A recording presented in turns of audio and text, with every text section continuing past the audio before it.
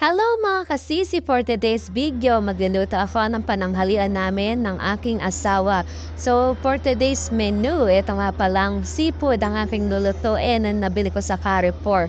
So 2 pirasong crab na malalaki at kalahating shrimp, 210 pesos ko lang siya nabili. Biruin nyo yun. Grabe yung promo niya, kaya bumili na ako.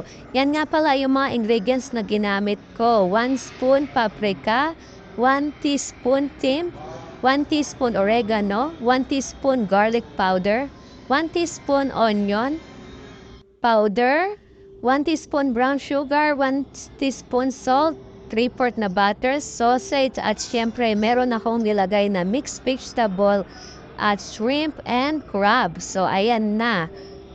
Ang gagawin ko lang dyan, pakukulaan ko lang siya hanggang sa yan, matuyot siya, manangnang siya, kumapit ang kanyang mga lasa. So ayan na, luto na ang mga kasisi, ang aking nilutong seafood cajun with mixed vegetables. So ayan, ang gagawin ko dyan, ibubodel ko. So 2 lang kaming kakain, tapos ayan, may soft drinks kami. Yan, o di ba? 210 pesos, nakatipid ka na para ka nang kumain sa restaurant. So, thank you sa pag-view nyo.